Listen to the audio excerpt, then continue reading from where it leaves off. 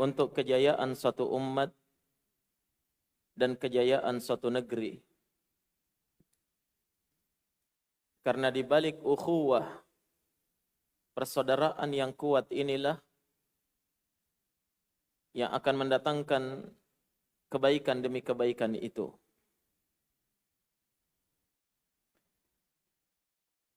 Sebaliknya, rusaknya persaudaraan di antara kaum muslimin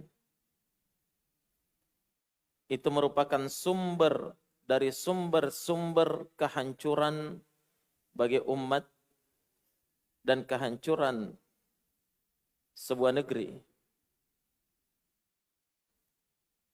Kekuatan menjadi lemah dan musuh-musuh Allah Subhanahu wa taala akan merajalela.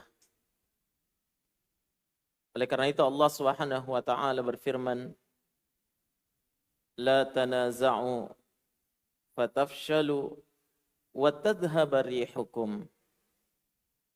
Jangan sekali-kali kalian itu berselisih, berpecah. Fatafshalu. Kalau kalian berpecah, maka kalian akan menjadi lemah. Wa tadhhaba rihukum, dan akan hilang pamor kalian. Kekuatan kalian, kehebatan kalian di hadapan musuh-musuh Allah Subhanahu wa taala. Itu adalah rumus pasti yang sudah ditentukan oleh Allah Subhanahu wa taala terhadap umat. Oleh karena itu jamaah sekalian, kewajiban bagi kita untuk menjaga persaudaraan, ukhuwah di atas keimanan kepada Allah ini, karena ini adalah harta yang paling berharga yang kita miliki di dalam kehidupan dunia ini. Nikmat besar, nikmat luar biasa ketika Allah Subhanahu wa taala memberikan kepada kita nikmat persaudaraan ini. Oleh karena itu, ketika di zaman jahiliyah, orang-orang musyrikin saling bermusuhan antara satu dengan yang lainnya. Setiap kabilah, setiap suku, itu saling bermusuhan antara satu dengan yang lainnya.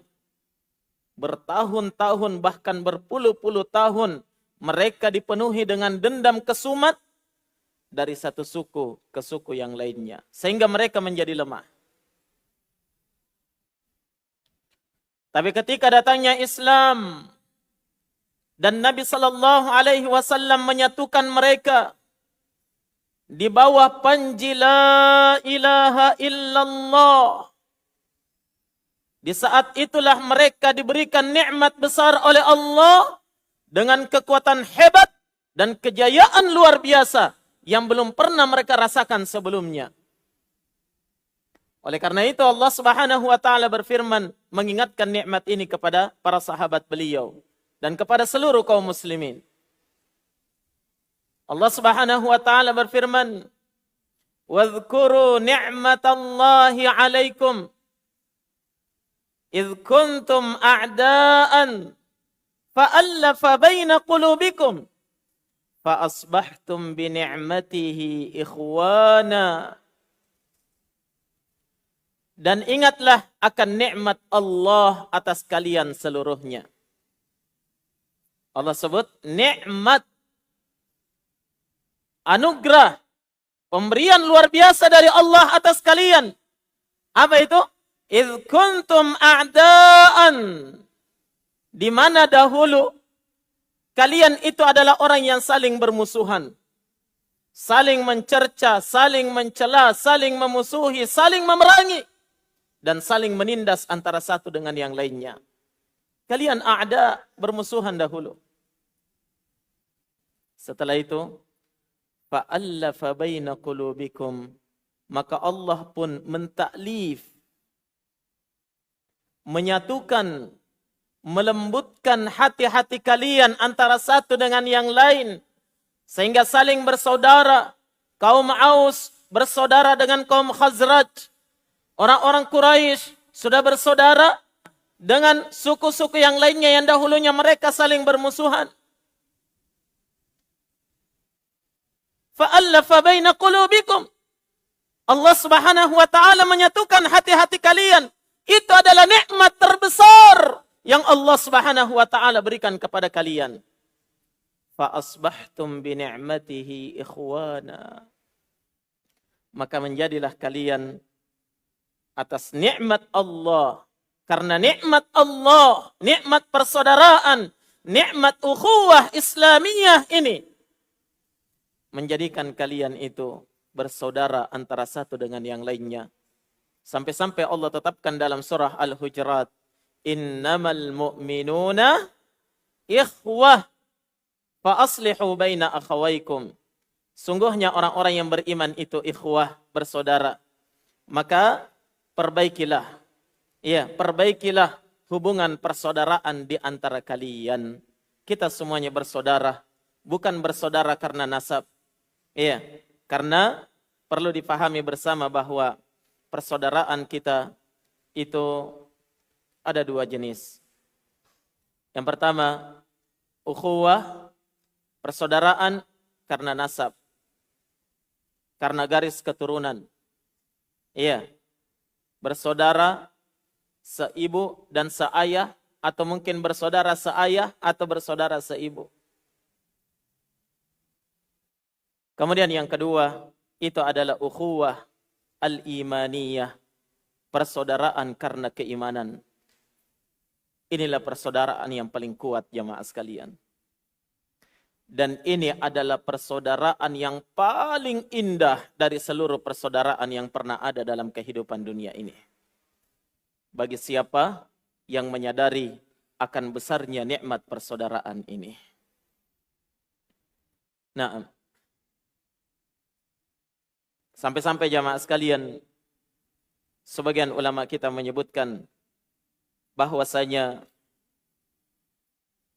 rubba sadiqin awaddu min syaqiq. Katanya, berapa banyak sadiq, dia hanyalah teman biasa, bersaudara karena keimanan. Tapi itu lebih besar cintanya daripada syaqiq, saudara kandung. Berapa banyak? Nah, maka ini adalah nikmat besar dari Allah Subhanahu wa taala. Nikmat yang terbesar dari Allah Subhanahu wa taala terhadap kita seluruhnya, ikhwani fillah. Muhammad bin Wasi' rahimahullahu taala, beliau pernah berkata, "Ma baqiya fid dunya syai'un aladduhu illa shalah fil jama'ati wa liqa'ul ikhwan." Kata Muhammad bin Wasi' rahimahullah, tidak ada satu pun yang tersisa dalam kehidupan dunia ini kelezatannya itu mengalahkan satu, salat bersama dengan jamaah. Salat jamaah. Yang kedua, na'am, liqa'ul ikhwan, perjumpaan dengan saudara-saudara seiman. Ini dirasakan oleh para salafus salih. Ini yang paling lezat dalam kehidupan mereka, jamaah sekalian. Mengalahkan kelezatan ketika seorang mendapatkan omzet terbesar di dalam bisnisnya. Ataupun mendapatkan kebahagiaan yang paling bahagia bagi dirinya. Yang paling bahagia itu menurut para ulama ussalaf itu adalah yang pertama, bisa berdiri di tengah-tengah shaf salat berjamaah dengan kaum muslimin. Dan yang kedua itu adalah bisa berjumpa, bersua, bercengkrama, saling melepas rindu dengan saudara-saudara yang seiman. Maka adakah di antara kita yang merasakan keindahan ini jamaah? Dan adakah di antara kita yang merasakan bahwa persaudaraan kita di atas la ilaha illallah itu adalah nikmat terbesar?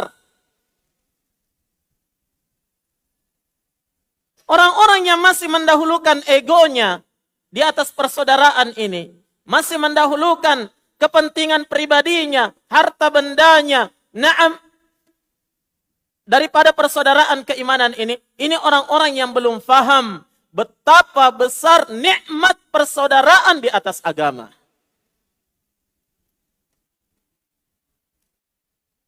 Kalau faham, tidak akan mungkin dia lakukan itu.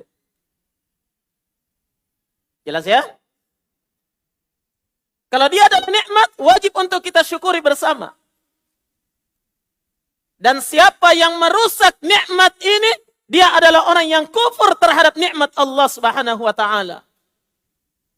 Dan dia akan dituntut di hadapan Allah pada hari kiamat nanti. Dia akan ditanya oleh Allah, kenapa kamu merusak persaudaraan ini? Karena apa? Gara-gara batas lokasi? Atau karena egoisme yang dipertahankan? Atau karena tendensi-tendensi tertentu dari kepentingan-kepentingan dunia? Bersiap untuk menjawab pertanyaan ini. Karena ini adalah nikmat. Dan setiap nikmat itu akan dipertanggungjawabkan di hadapan Allah Subhanahu wa ta'ala. Hancurnya suatu umat, bahkan hancurnya suatu negeri, ketika persaudaraan ini hancur, ini akan menjadi tanggung jawab bersama. Dosanya akan berada di pundak-pundak kita jamaah sekalian. Kita bawa kembali keharibaan Allah Subhanahu wa ta'ala pada hari kiamat nanti. Maka jangan sampai kita termasuk orang-orang yang kufur terhadap nikmat persaudaraan ini, ikhwani fillah. Naam.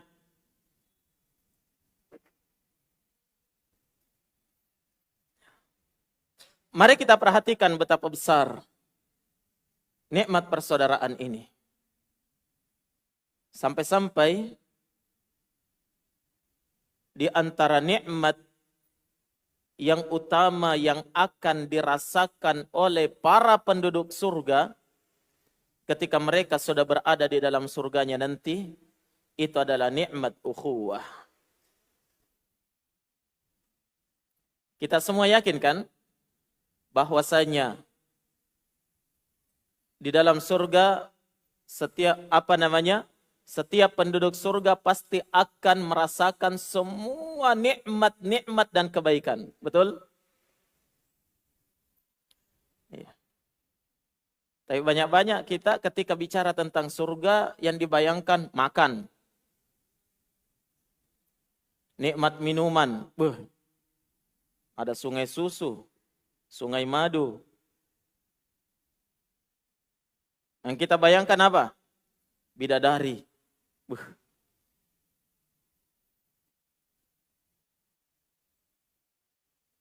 Padahal banyak nikmat yang lebih besar daripada itu.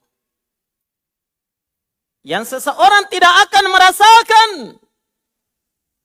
nikmatnya makan, nikmatnya minum, nikmatnya bersama dengan bidadari. Tidak akan merasakan itu kalau kenikmatan ini tidak ada. Di antaranya nikmat apa, ikhwan? Nikmat ukhuwah, nikmat persaudaraan.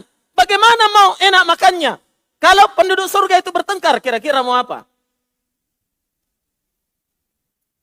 Penduduk surga yang satu dengan penduduk surga yang lain baku bombe. Ketemu, la salam, wala kalam, wala ta'am. Kira-kira bagaimana mau merasakan nikmat surga? Oleh karena itu, untuk kesempurnaan nikmat surga agar mereka merasakan puncak dari seluruh kenikmatan, harus ada nikmat ukhuwah imaniyah. Nikmat persaudaraan yang Allah Subhanahu wa ta'ala masukkan ke dalam hati mereka. Sehingga semua penduduk surga itu merasakan bersaudara dan saling mencintai antara satu dengan yang lainnya. Allah Subhanahu wa ta'ala berfirman, Wa naza'na ma fi sudurihim min ghillin ikhwanan ala sururim mutaqabilin. Kata Allah, dan kami hilangkan semua dari hati-hati mereka al-ghil, hasad, dengki, iri, cemburu, jengkel, semua penyakit-penyakit hati terhadap saudaranya. Kata Allah, wa naza'na, kami hilangkan semua itu dari hati-hati mereka. Sehingga mereka menjadi apa? Ikhwana, saling bersaudara. Lantaran indahnya persaudaraan mereka, Allah gambarkan ala sururim mutaqabilin. Mereka akan duduk di atas dipan-dipan saling berhadap-hadapan, berbicara, bercengkrama, naam, ngobrol dan yang lain sebagainya. Bagian daripada kenikmatan surga. Karena tidak akan ada kenikmatan. Walaupun di rumahnya penuh makanan, penuh minuman, bidadari ada 100. Iya, di dalam rumahnya. Tapi kalau ketemu dengan penduduk surga yang lain cuek, itu tidak akan merasakan nikmat. Maka Allah hilangkan, kata para ulama ahli tafsir, na'am, ketika Allah mengatakan wa naza'na ma fi sudurihim min ghil, katanya kami lepaskan dari hati-hati mereka semua kejengkelan terhadap saudara-saudaranya, karena mungkin saja ketika mereka mau masuk surga itu mereka masih membawa penyakit-penyakit hati dari kehidupan dunia terhadap saudaranya. Ada yang pernah bermasalah batas lokasi sama saudaranya. Ada yang pernah dendam kepada saudaranya. Ada yang pernah tersinggung sama saudaranya. Naam, tapi sama-sama masuk surga. Ketemu dalam surga tidak akan berlanjut itu. Kenapa? Allah hilangkan semuanya. Demi apa jamaah? Demi nikmat. Demi nikmat yang sempurna yang harus mereka rasakan di dalam surga Allah Subhanahu wa ta'ala.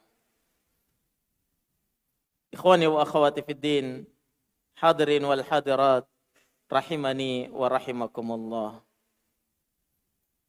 Dan di antara konsekuensi dari sebuah ukhuwah, keharusan dari sebuah persaudaraan keimanan itu adalah harus ada al-mahabbatu fillah, saling mencintai karena Allah. Cerita mati kalau ada orang yang mengatakan saya bersaudara dengan si fulan tapi saya benci sama dia. Saya tidak cinta. Tidak bisa. Konsekuensi dari sebuah persaudaraan harus ada mahabbah, saling mencintai karena Allah Subhanahu wa ta'ala. Cinta karena apa? Karena Allah. Ingat ya, karena Allah. Karena kalau cintanya bukan karena Allah, suatu saat persaudaraan ini akan rusak, lepas. Kalau persaudaraannya dasarnya hanya cinta kedudukan, kebetulan satu partai misalnya, atau satu warna, atau satu alma mater, atau mungkin dia saling mencintai karena kebetulan merek mobilnya sama, satu komunitas, merek motornya sama, motor jadul, satu komunitas, rusak motornya, hilang kecintaan. Hilang kedudukan, hilang pula persaudaraan. Nah, cerita itu kalau slogannya mengatakan cinta tanpa batas, persaudaraan tanpa batas. Tidak, itu dibatasi. Iya, dibatasi dengan perkara-perkara keduniaan. Tapi cinta tanpa batas itu adalah saling mencintai lillah, karena Allah semata. Hanya karena Allah Subhanahu wa ta'ala semata. Itulah kecintaan yang akan langgeng sampai datangnya hari berbangkit jamaah sekalian. Naam.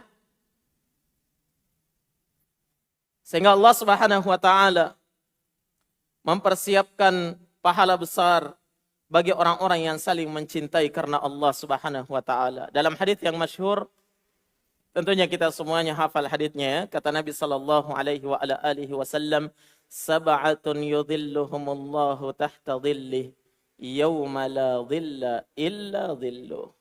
7 golongan manusia akan dinaungi oleh Allah pada hari kiamat, di hari tatkala tidak ada payung kecuali hanyalah payung dari Allah Subhanahu wa taala. Di antara 7 golongan itu kata Nabi siapa? Wa rajulani tahabba fillahi ijtama'a alaihi wa tafarraqa alaihi. 2 orang yang keduanya ini saling mencintai karena Allah. Lihat ini dasarnya, karena Allah, bukan karena yang lain. Ijtama'a alai, mereka berkumpul, bersatu di atas kecintaan ini, cinta karena Allah. Dan mereka pun berpisah karena Allah Subhanahu wa ta'ala. Kalaupun harus berpisah, pisah karena Allah. Nah, begitu ya. Saling mencintai, cinta karena Allah Subhanahu wa ta'ala. Itulah hakikat persaudaraan. Sehingga jamaah sekalian, orang-orang yang saling mencintai, itu menginginkan kebaikan untuk saudaranya, sebagaimana kebaikan itu terjadi pada dirinya. Ini bukti cinta. Omong kosong kalau ada yang mengatakan dia cinta kepada saudaranya, tapi kalau ada kebaikan, untuk saya saja, untuk dia tidak usah. Tidak mungkin.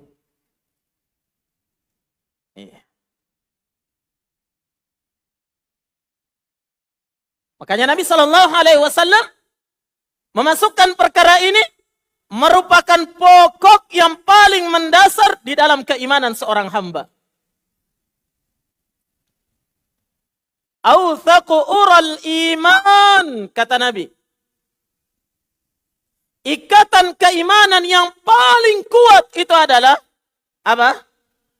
Al-hubbu fillah wal bughdhu fillah. Saling mencintai karena Allah dan saling membenci juga karena Allah Subhanahu wa ta'ala. Ikhwani fid din, rahimani wa rahimakumullah. Orang-orang yang saling mencintai karena Allah Subhanahu wa ta'ala, mereka itulah yang akan mendapatkan pengampunan dosa dan kebaikan demi kebaikan yang sangat banyak dari Allah Subhanahu wa ta'ala. Telah diriwayatkan oleh Al-Imam Al-Baihaqi dalam Syu'abul Iman, disahihkan oleh Syekh Al-Albani rahimahullahu ta'ala. Nabi sallallahu alaihi wa ala alihi wasallam bersabda, "Ma tahabbatnani fillahi ta'ala illa kana afdaluhuma asyadduhuma hubban li sahibih." Kata Nabi, tidaklah 2 orang yang saling mencintai karena Allah, bersaudara karena Allah, kecuali yang paling afdal di antara keduanya, yang paling utama di antara keduanya itu adalah asyadduhuma hubban li sahibih, orang yang paling besar cintanya kepada saudaranya. Dua-duanya saling mencintai. Tapi ada yang lebih besar kecintaannya kepada saudaranya. Maka ini yang paling afdal. Jelas ya? Iya. Saling mencintai. Sehingga ketika seorang itu saling mencintai karena Allah, dia rela berkorban untuk saudaranya. Demi apa? Demi mempertahankan sebuah cinta karena Allah. Karena konsekuensi dari sebuah cinta itu adalah pembuktian dengan sebuah perjuangan dan pengorbanan. Maka mencintai karena Allah Subhanahu wa ta'ala Itu akan mendatangkan kebaikan pada diri seorang hamba dunia dan akhirat. Dia adalah sebab terbesar menjadikan Allah cinta kepadanya ketika dia saling mencintai dan saling bersaudara karena Allah Subhanahu wa taala. Perhatikan dalam sebuah hadis qudsi dari Mu'adz bin Jabal radhiyallahu taala an, beliau berkata, "Sami'tu an-nabiyya sallallahu alaihi wasallam yaqul." Saya telah mendengarkan Nabi sallallahu alaihi wa ala alihi wasallam bersabda, qala Allah azza wa jalla, Allah azza wa jalla berfirman, wajabat mahabbati lil mutahabbina fiyya wal mutazawirina fiyya wal mutajalisina fiyya wal mutabadhilina fiyya. Wajib aku mencintai. Allah mewajibkan untuk dirinya, kata Allah. Allah Azza wa Jalla berfirman, wajabat mahabbati, wajib kecintaanku. Untuk siapa? Lil mutahabbina fiyya, untuk orang yang saling mencintai karena saya. Wal mutazawirina fiyya, wajib aku mencintai orang-orang yang saling menziarahi karena saya. Semoga kita dalam majelis ini mendapatkan keutamaan ini jamaah sekalian. Kita datang dari jauh, berkumpul di Tasiyuh ini, Masya Allah. Tujuan kita adalah apa? Saling menziarahi antara satu dengan yang lainnya. Hilangkan semua penyakit-penyakit hati di dalam hati kita terhadap saudara kita. Demi persatuan dan kesatuan umat. Demi kejayaan Islam dan kaum muslimin. Dan kejayaan bangsa kita tercinta ini. Orang yang saling menziarahi karena Allah akan mendatangkan kecintaan karena Allah Subhanahu wa taala. Ya. Wal mutabadzilina fi wal mutajalisina fiyya, dan orang-orang yang duduk bermajelis sama-sama semuanya duduk karena apa? Karena Allah, bukan karena yang lain. Wal mutabadzilina fiyya, dan orang-orang yang saling membantu, saling menopang, saling menguatkan antara satu dengan yang lainnya, fiyya, karena saya, kata Allah Subhanahu wa taala. Wajib dia mendapatkan kecintaan Allah. Dan siapa di antara kita yang tidak membutuhkan kecintaan Allah Subhanahu wa taala? Ini jalannya. Ini pintu sudah dibuka oleh Nabi sallallahu alaihi wa ala alihi wasallam. Dan tentunya kita semuanya mengingat hadis yang pernah diceritakan oleh Nabi sallallahu alaihi wa ala alihi wasallam. Iya, tentang seorang yang rela berkorban demi pembuktian sebuah cinta. Kata Nabi sallallahu alaihi wasallam, "Anna rajulan min Bani Israel zara akhan lahu fi qaryah." Ada seorang lelaki dari kalangan Bani Israel dahulu menziarahi saudaranya di suatu kampung, di suatu daerah.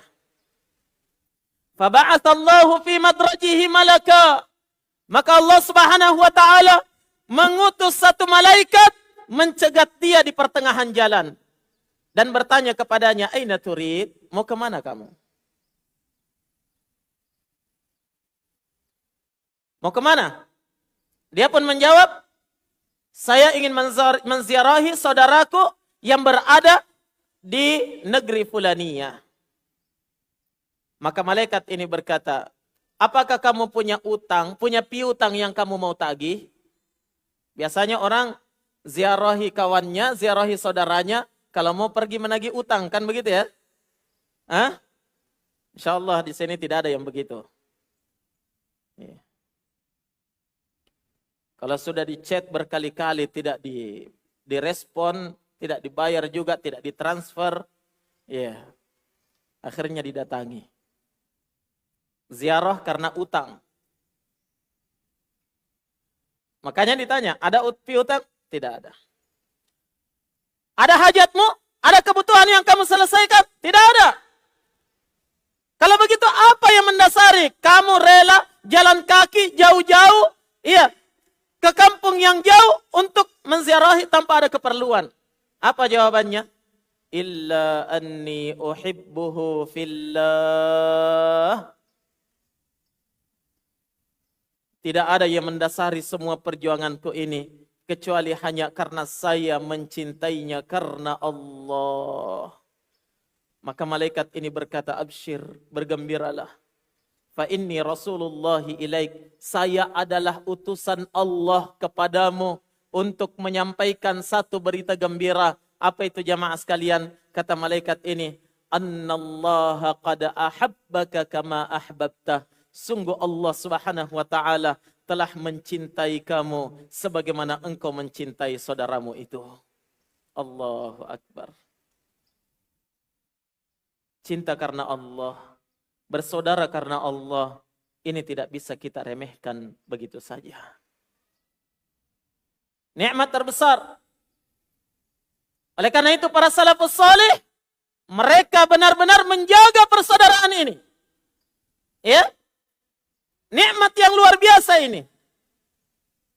Namun ingat, persaudaraan ini butuh pembuktian. Ya, pembuktian butuh perjuangan. Perjuangan butuh pengorbanan. Naam, sehingga kita termasuk orang-orang yang benar mencintai saudara kita. Minimal pengorbanannya adalah kita rela untuk tanazul, mengalah untuk saudara kita. Ada yang menyakitkan kata-katanya, mengalah. Ada yang menjengkelkan, mengalah. Tidak usah diungkit-ungkit lagi. Begitu ya. Itu bagian dari perjuangan. Bagian dari sebuah pengorbanan untuk saudara kita. Dan ini tidak ada yang bisa melakukannya kecuali orang-orang yang benar-benar punya keimanan kepada Allah, percaya dan yakin akan janji yang telah dijanjikan oleh Allah Subhanahu wa taala terhadap dirinya. Ketika dia membuktikan kecintaannya kepada saudaranya, maka dia berhak untuk mendapatkan kecintaan Allah Subhanahu wa taala. Siapa yang tidak bangga kalau dia menjadi hamba yang dicintai oleh Allah Subhanahu wa taala? Hadirin dan hadirat, jamaah sekalian yang dirahmati oleh Allah Subhanahu wa taala. Ingat, persaudaraan sekedar pengakuan itu akan menjadi hampa dan hambar tanpa ada pembuktian berupa kecintaan dan pengorbanan. Jelas ya? Salah seorang ulama ussalaf rahimahullahu taala, Malik bin Dinar rahimahullah, beliau pernah berkata, ukhuwatu hadzal zaman mithlu maraqatit tabbakh fi as-suq. Tayyibur rih la ta'ma lahu. Kata Malik bin Dinar rahimahullah, ya, ukhuwatu hadzal zaman, persaudaraan di zaman kita sekarang ini itu ibaratnya seperti maraqatut tabbakh fi as-suq. Ibaratnya itu seperti maroknya para koki, para pemasak yang ada di pasar-pasar. Antum tahu marok? Iya. Marok itu adalah kuah daging. Orang Arab itu kalau dia masak daging, ayam, kambing, sapi atau yang semisalnya, ya, tidak seperti kita di sini dibikin coto. Tapi mereka itu dimasak, ya, kemudian dagingnya dipisah, airnya yang sudah ada bumbunya dan garamnya itu nanti ya diminum sendiri. Pernah minum marok ya? Yang pernah ke Yaman pasti pernah minum marok. Nah, jadi diminum sendiri airnya, itu namanya marok. Kata Malik bin Dinar, persaudaraan kita pada hari ini itu ibaratnya hanya seperti marok yang dibuat oleh para pemasak di pasar. Bagaimana itu? Ya, kata beliau, tayyibur rih la ta'malahu. Baunya itu sangat harum, menyengat. Tapi ketika diminum tidak ada rasanya. Degaga pejena.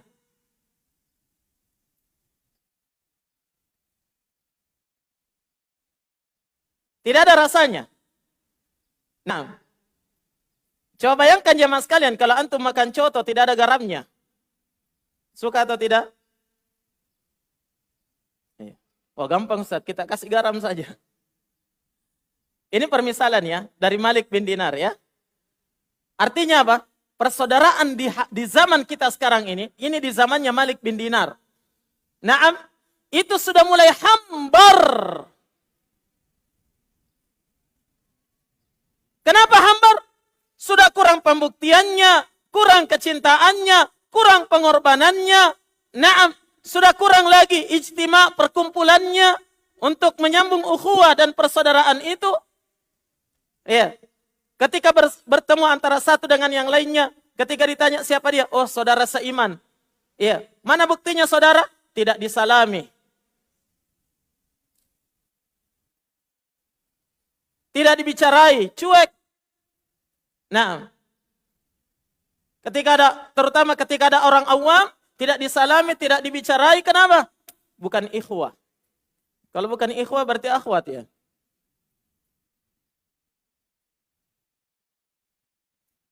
Nah, coba lihat, ini semua yang menjadikan persaudaraan itu terasa hambar. Seperti yang kita katakan tadi ya. La salam, wala kalam, wala ta'am.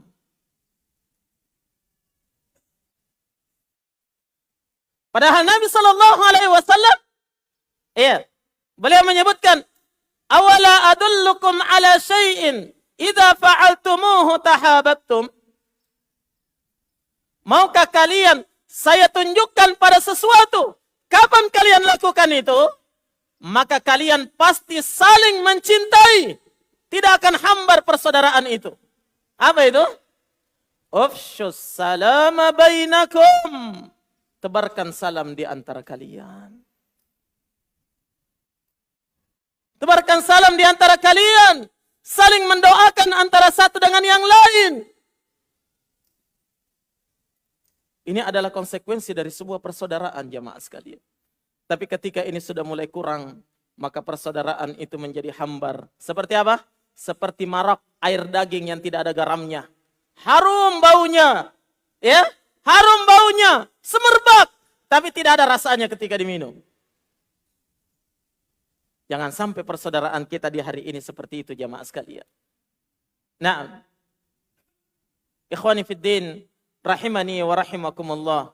Umar bin Abdul Aziz rahimahullahu ta'ala beliau berkata, Iyaka wa min mawaddatin ala qadri hajatihi ilaik. Hati-hati kalian dari sebuah kecintaan hanya sekadar keperluannya saja kepadamu. Kalau ada perluannya, cinta. Kalau tidak ada, minggir. Hati-hati kecintaan yang seperti ini, kata Umar bin Abdul Aziz rahimahullah. Fa'idha qadaita hajatahu inqadat mawaddatuh. Kapan kamu sudah tunaikan hajatnya, keperluannya, maka selesai pula kecintaannya kepadamu. Ini bahaya.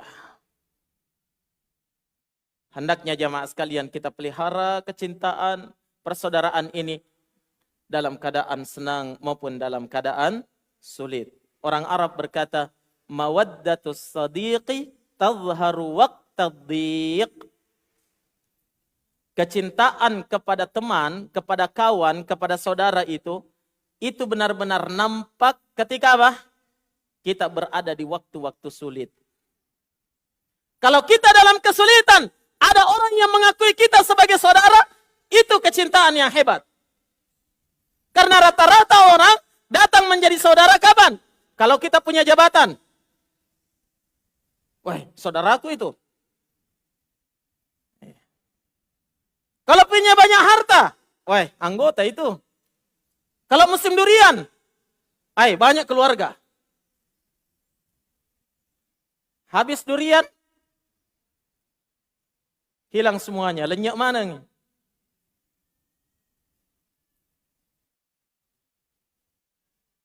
Hati-hati kata Umar bin Abdul Aziz, persaudaraan yang seperti ini. Iya, ada tendensi tertentu yang diinginkan di balik persaudaraan itu. Maka ikhwani fillah, yang lebih parah lagi kalau diumumkan ada tablik akbar, ada daurah ilmiah, dibawakan oleh si fulan dan si fulan. Setelah itu ditanyakan, kira-kira di sana itu musim durian atau musim langsat kah?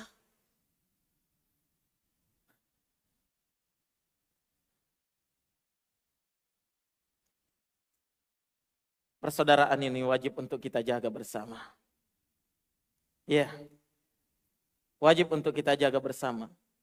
Lantaran pentingnya persaudaraan ini jamaah, sampai-sampai diharamkan banyak perkara di dalam perkara muamalah, interaksi antara satu dengan yang lain demi menjaga persaudaraan ini. Diharamkan segala macam bentuk kezaliman, diharamkan riba, diharamkan riswah, diharamkan ghibah. Muslim dalam hadis yang masyhur, kata Nabi sallallahu alaihi wasallam, la tahasadu wa la tabaghadu wa la tadabaru wa kunu ibadallahi ikhwana. Jangan kalian saling menghasad, iri hati, masih riati. Jangan kalian saling menghasad. Haram. Kenapa? Ukhuwah. Jangan saling menghasad. Tetangga beli mobil baru, kita yang sibuk bicara sini dan hasil korupsi gitu. Memang banyak tahu lokasi sawitnya, tapi lokasinya orang ambil. Hasad, tetangga beli kipas angin, dia yang terputar. Haram, kata Nabi, la tahasadu, jangan saling menghasad. Wala tabaghadu, jangan saling membenci. Wala tadabaru, dan jangan saling membelakangi. Semua ini dilarang karena apa? Karena satu, wa kunu ibadallah ikhwana, dan jadilah kalian hamba-hamba Allah yang saling bersaudara.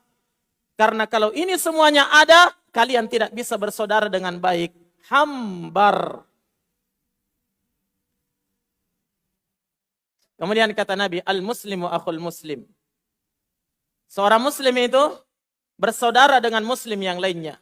Kalau dia bersaudara, apa konsekuensinya?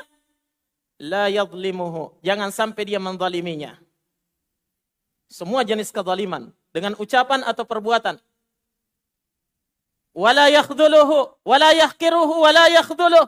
Jangan dia rendahkan, jangan dia hinakan saudaranya.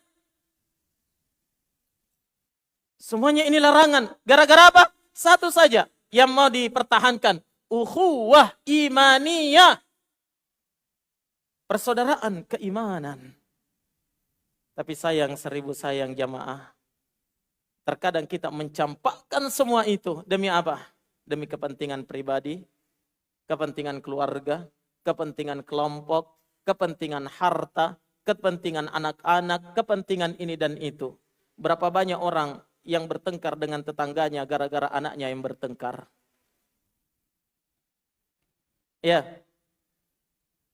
Berapa banyak orang yang rela merusak kehormatan saudaranya. Demi apa ikhwan?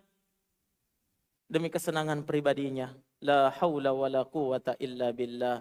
Sadari bahwa ini adalah nikmat besar yang wajib untuk kita jaga bersama. Hadirin dan hadirat rahimani wa rahimakumullah.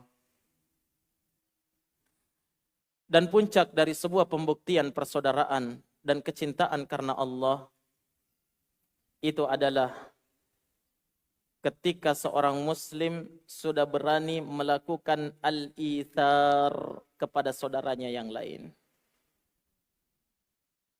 Apa itu al-ithar? Rela berkorban untuk saudaranya walaupun sebenarnya dia butuh. Ini puncak kecintaan tertinggi.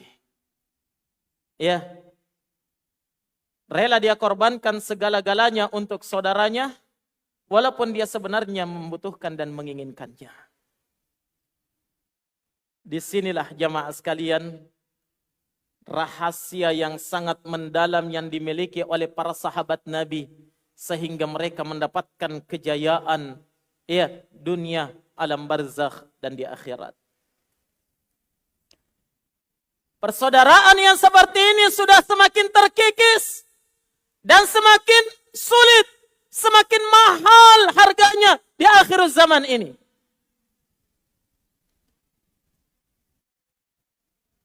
Bisa dihitung jari orang-orang yang bisa melakukan ithar, pengorbanan terhadap saudaranya walaupun dia butuh. Terkadang kita berkorban untuk saudara kita, ya, tapi karena memang sudah tidak butuh. Kan begitu ya? Atau tidak terlalu butuh. Ada orang yang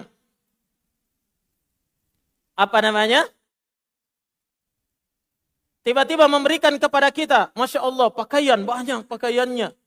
Naam. Apalagi ketika ada bencana, kirim pakaian banyak. Ketika dibuka, Masya Allah. Kalau tidak robek kiri, robek kanan. Namanya pakaian bekas, tapi bekas betul, bekas lap.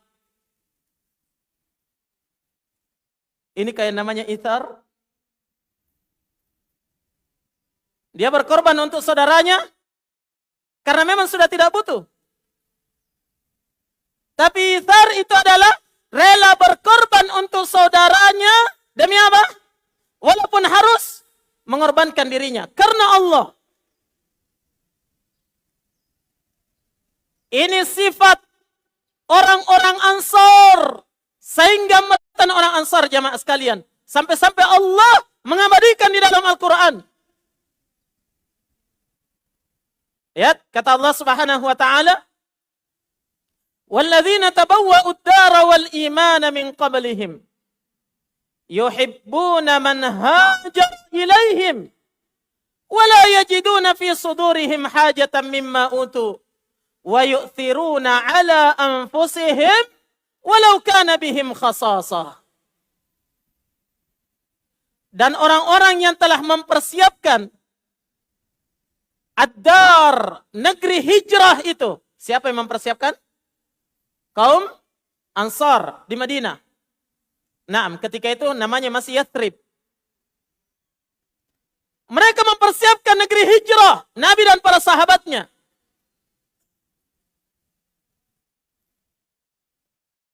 Coba lihat bagaimana pengorbanan mereka terhadap saudaranya. Kata Allah, yuhibbuna man hajara ilaihim. Mereka sangat cinta kepada orang-orang yang hijrah kepada mereka. Bukan sekedar cinta. Lebih dari itu kata Allah, wa yu'thiruna ala anfusihim. Bahkan mereka ithar, rela berkorban, mengorbankan diri-diri mereka untuk saudaranya.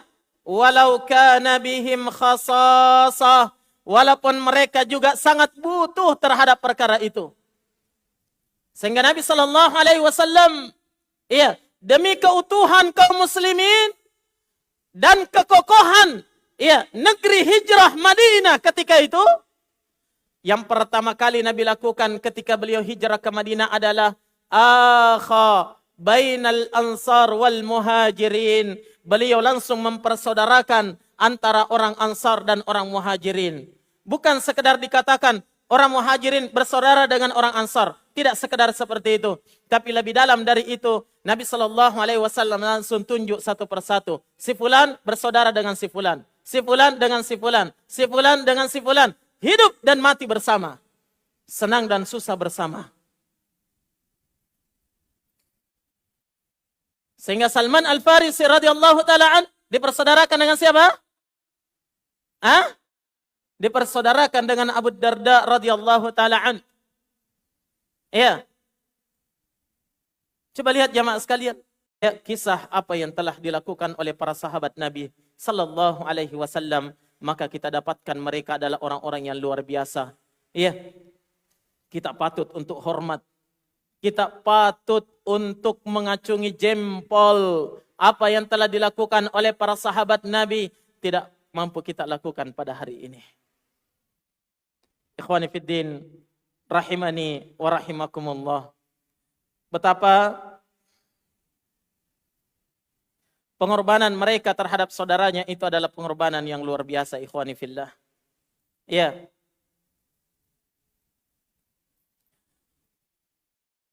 Contoh misalnya ketika datang seorang muhajirin, datang dari jauh berhijrah ke Madinah. Mereka datang, ya, orang ini datang dalam keadaan hanya membawa pakaian yang ada di tubuhnya saja. Dan itu kondisi para muhajirin ketika hijrah. Berkorban demi agama Allah, demi menyelamatkan keimanannya. Ya. Rata-rata seperti itu keadaannya. Harta ditinggalkan di Mekah. Pakaian semuanya di sana. Nah, mereka hanya membawa, terkadang ada yang membawa kendaraan, terkadang ada juga yang hanya jalan kaki. Iya. Seperti yang dilakukan oleh Suhaib Ar-Rumi radhiyallahu taala an, apa yang dilakukan oleh Abu Salamah radhiyallahu taala an, dan sejumlah sahabat yang lain, mereka hanya berjalan kaki untuk bisa hijrah ke Madinah. Datang seorang lelaki kepada Nabi, berhijrah dalam keadaan perutnya lapar. Maka dia datang kepada Nabi sallallahu alaihi wasallam mengatakan, "Ya Rasulullah, inni ja'i'." Wahai Rasulullah, saya ini sangat lapar. Maka Nabi sallallahu alaihi wasallam masuk ke kamar istrinya. Masuk ke kamar Aisyah bertanya, "Hal indaki syai'?" Ada sesuatu yang bisa diberikan makan kepada tamu kita?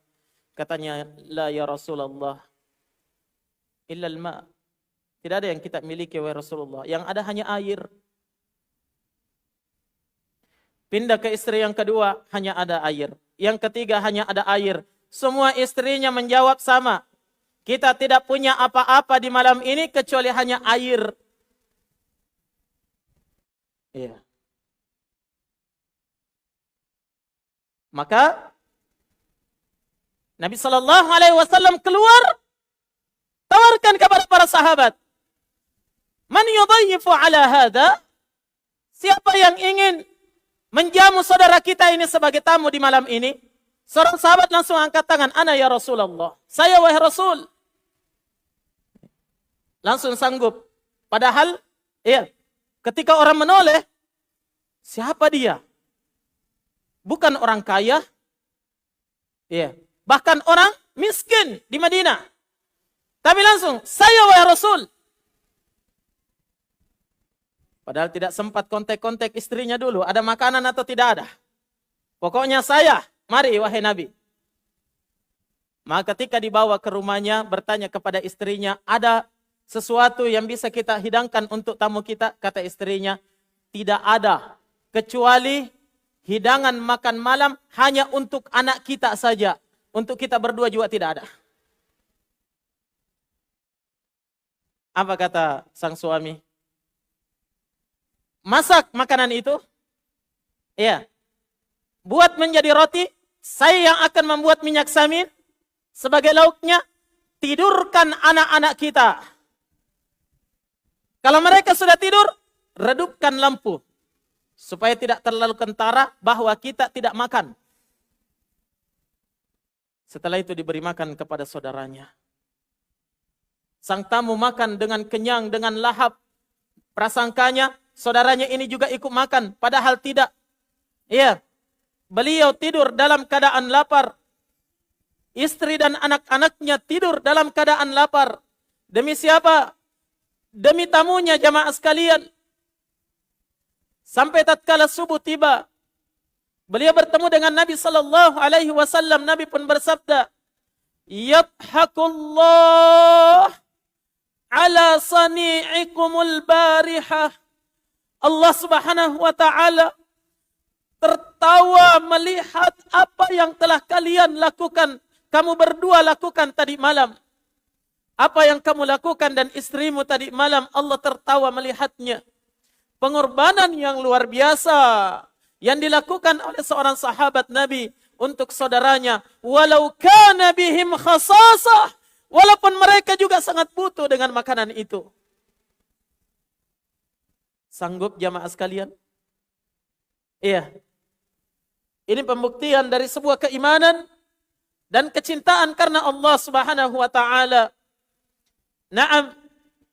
Dan itu adalah bentuk ithar yang luar biasa dari para sahabat Nabi sallallahu alaihi wa ala alihi wasallam. Hadirin jamaah sekalian yang dirahmati oleh Allah Subhanahu wa taala. Baik. Dan mari kita lihat apa yang telah dilakukan oleh seorang Ansar sebagaimana diceritakan oleh Anas bin Malik radhiyallahu taala an. Dan saya kira ini kisah masyhur ya, hanya sebagai contoh untuk kita bagaimana bentuk ithar yang dilakukan oleh para sahabat ketika Nabi sallallahu alaihi wa ala alihi wasallam mempersaudarakan antara Anas bin Malik antara Abdurrahman bin Auf dengan siapa?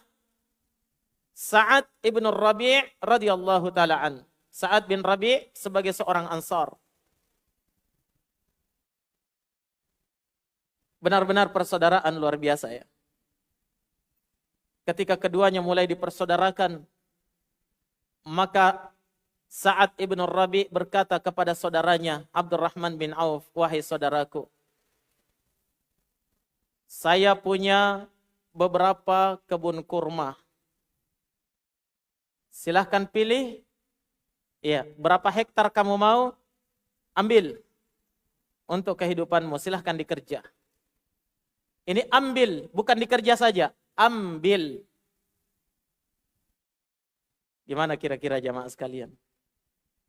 Kalau di zaman kita ada yang seperti ini, "Wahai saudaraku, saya punya 5 hektar kebun sawit. Ambil 3 hektar. Pakai." Istrinya pasti bilang, "Kehilangan akal ini suamiku."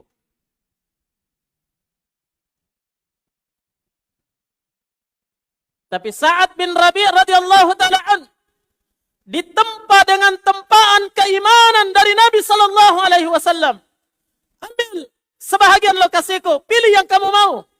Ambil. Saya punya beberapa orang istri. Abdurrahman bin Auf hijrah, tinggalkan semua harta, tinggalkan. Semoga Allah memberkahimu pada harta bendamu dan keluargamu. Amsik malak, tahan hartamu. Dullani ala suq, cukup tunjukkan saya di mana pasar. Coba lihat saudara yang baik juga tidak mengambil kesempatan dalam kesempitan.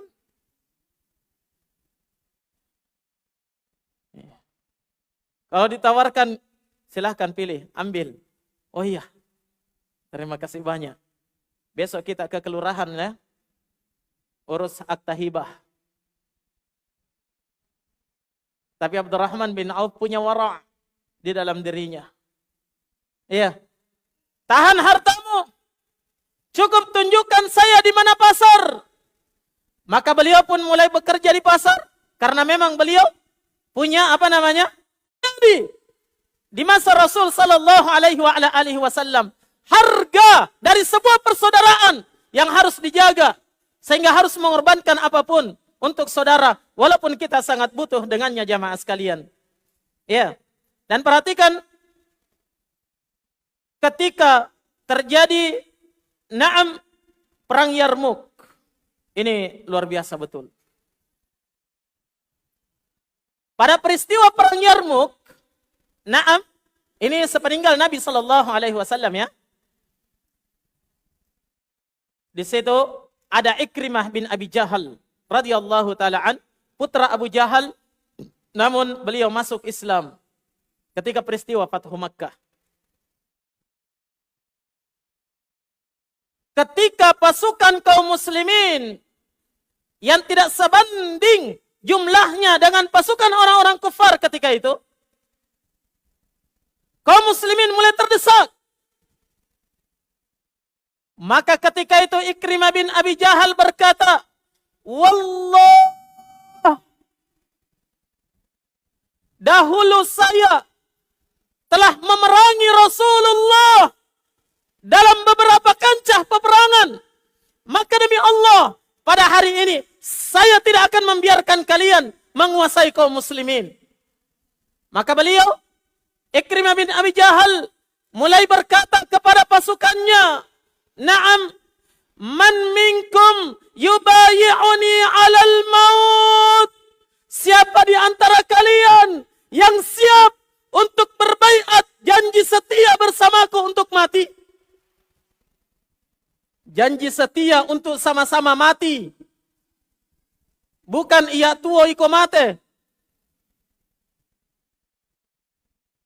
Janji setia untuk sama-sama mati. Kata Ikrimah bin Abi Jahal radhiyallahu ta'ala an. Iya, maka datanglah kepada beliau pamannya sendiri, Al-Harith ibnu Hisham radhiyallahu ta'ala an. Kemudian seorang sahabat Nabi sallallahu alaihi wa ala alihi wasallam yang bernama Dirar ibn al-Azwar. Datang berbaiat 2 orang, diikuti oleh 400 orang bersama dengan 400 kuda tunggangan mereka. Siap berbaiat untuk mati. Maka mulailah mereka melakukan peperangan, perjuangan yang sungguh hebat, dahsyat, luar biasa, mampu membuat barisan musuh kocar-kacir.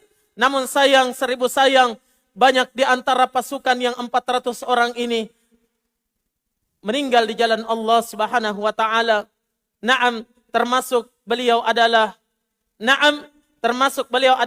Dirar ibn al-Azwar radhiyallahu ta'ala an. Namun ketika Dirar ibn al-Azwar berada dalam sakratul maut, beliau merasakan kehausan yang sangat. Beliau pun meminta air. Air, saya butuh air. Datang seorang pasukan kaum muslimin membawa air kepadanya. Tapi belum lagi sempat dia meminumnya. Tiba-tiba dia melihat ada pasukan yang lain yang hanya mampu menatap kepadanya juga butuh air. Dia katakan, bawa kepadanya. Tidak usah saya minum. Ketika dibawa kepada orang tersebut, dia juga melihat ada yang lain juga yang butuh. Katanya, berikan kepada dia. Demikian seterusnya air itu berputar dari satu pasukan ke pasukan yang lain yang sementara sakarat. Dan mereka semuanya meninggal dalam keadaan tidak ada satupun yang meminum air itu. Allahu Akbar. Ithar. Pengorbanan luar biasa. Walaupun harus mengorbankan jiwa dan raganya. Naam, untuk saudaranya. Mana pengorbanan kita untuk saudara kita jamaah sekalian? Padahal kita mengaku sebagai pengikut para ulama salafus saleh, Nabi dan para sahabat beliau. Jangan sampai pengakuan kita hanyalah sebuah pengakuan yang tidak berujung dengan sebuah pembuktian, ikhwani fillah. Mana? Harusnya kita malu.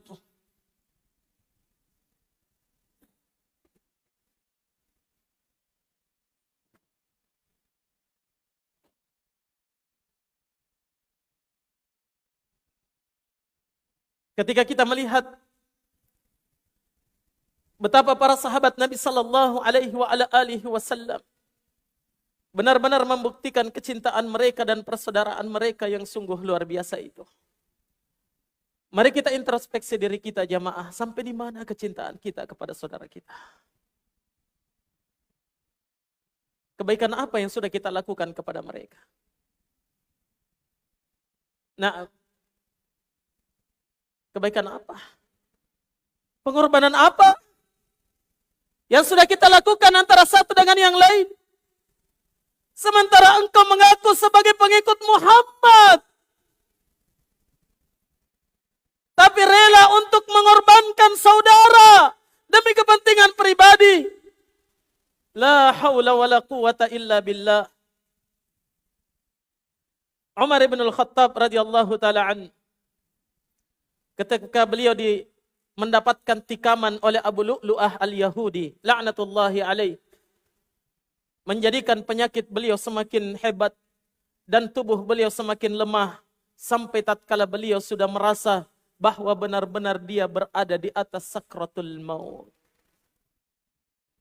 Sebentar lagi dia akan meninggal.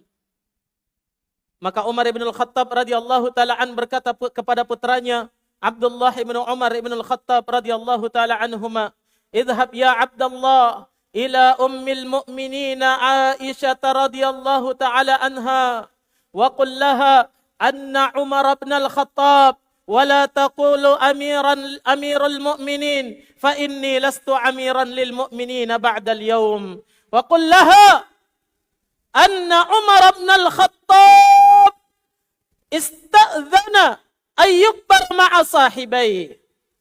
Katanya, wahai putraku Ibnu Umar, coba kamu pergi kepada Ummul Mukminin Aisyah radhiyallahu taala anha, katakan kepadanya bahwasanya Umar bin Khattab, dan jangan kamu katakan Amirul Mukminin, karena sungguh saya bukan lagi Amirul Mukminin setelah hari ini. Subhanallah. Katakan kepada Aisyah radhiyallahu taala anha. Apa katanya? Katakan kepadanya bahwa Umar bin Khattab meminta izin untuk bisa dikuburkan bersama dengan dua sahabatnya, Rasulullah dan Abu Bakar As-Siddiq radhiyallahu taala an. Minta izin karena itu adalah haknya Aisyah. Nabi dikuburkan di rumah Aisyah radhiyallahu taala anha. Maka berangkatlah Abdullah bin Umar kepada Aisyah radhiyallahu taala anha dalam keadaan beliau mendapatkan Aisyah sementara menangis. Siapa yang dia tangisi jamaah? Yang ditangisi adalah Amirul Mukminin Umar bin Al-Khattab yang telah membawa kebaikan besar terhadap Islam dan kaum muslimin. Pada hari itu dia berada dalam sakratul maut. Aisyah menangis. Ia bersedih dengan kondisi itu. Namun Ibnu Umar berkata, wahai Ummul Mukminin, na'am, Umar bin Al-Khattab meminta izin agar bisa dikuburkan bersama dengan dua sahabatnya. Apakah engkau mengizinkannya? Kata Aisyah radhiyallahu taala anha, inni uriduhu li nafsi wa la uthirannahu al-yawma ala nafsi. Sebenarnya saya simpan tempat satu-satunya itu untuk diriku setelah meninggal nanti. Tapi saya akan serahkan kepada beliau. Saya korbankan diriku untuk kesenangan Umar bin Al-Khattab radhiyallahu taala anhu. La haula wala quwata illa billah. Tempat satu-satunya yang dipersiapkan oleh Aisyah, tempat saya nanti dikuburkan setelah meninggal, diminta oleh Amirul Mukminin Umar bin Al-Khattab. Serahkan, walaupun dia juga butuh tempat itu. Aisyah radhiyallahu taala anha. Iya. Tapi Umar bin Al-Khattab radhiyallahu taala an, ketika dikabarkan, ha huwa Abdullah qad jaa, itu Abdullah dia sudah datang.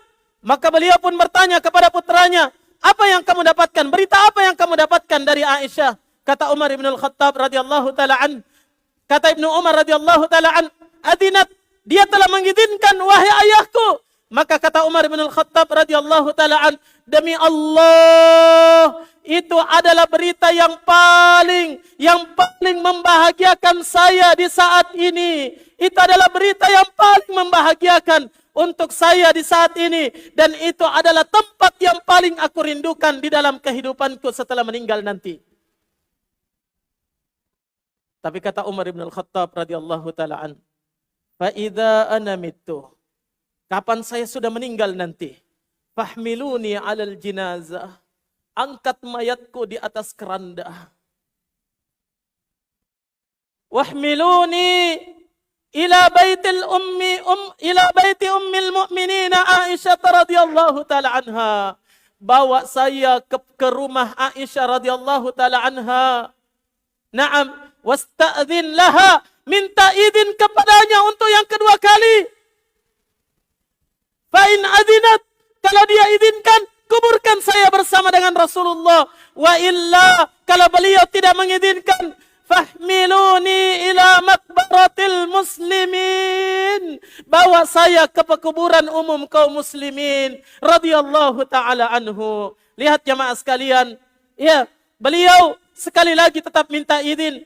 Naam, tidak ingin menzalimi Aisyah radhiyallahu taala anha. Jangan sampai beliau merasa berat, tapi Aisyah radhiyallahu taala anha, naam, telah rela haknya diambil walaupun dia sangat butuh demi persaudaraan di atas agama Allah, di atas agama Allah Subhanahu wa taala.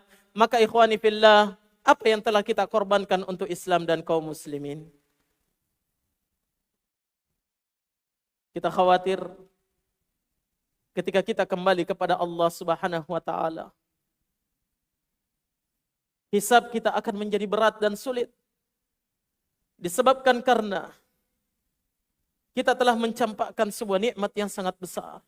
Nikmat ukhuwah imaniyah, ukhuwah persaudaraan di atas agama Allah Subhanahu wa taala. Maka mari kita jaga. Kita jaga. Naam, lihat para salafus salih, mereka telah memberikan contoh terbaik kepada kita seluruhnya. Tinggal bagaimana kita ikuti, tinggal bagaimana kita melaksanakan seperti apa yang telah mereka lalui bersama baginda Rasul alaihi salatu wassalam. Maka semoga Allah Subhanahu wa taala senantiasa menjaga kita di atas ukhuwah imaniyah, dan kita mohon kepada Allah Azza wa Jal, semoga Allah Subhanahu wa taala memberikan keistiqomahan kepada kita seluruhnya, dan kita saling bersaudara dunia, alam barzah sampai akhirat nanti insyaallah taala. Harapan kita terbesar adalah semoga Allah kumpulkan kita semua di dalam surganya nanti dalam keadaan bahagia, sebagaimana kita berkumpul pada hari ini dalam keadaan bersaudara antara satu dengan yang lainnya. Demikianlah jemaah sekalian apa yang bisa kami sampaikan pada kesempatan kali ini. Lebih dan kurangnya mohon dimaafkan. Jazakumullahu khaira. Terima kasih yang sebesar-besarnya atas segala perhatian dan kesempatan yang antum luangkan untuk hadir di majelis ini. Semoga Allah Subhanahu wa taala membalasnya dengan sebaik-baik balasan. Jazakumullahu khairan wa barakallahu fikum. Tsummal afu minkum. Subhanakallahumma wa bihamdik, asyhadu an la ilaha illa anta, astaghfiruka wa atubu ilaik. Walhamdulillahi rabbil alamin.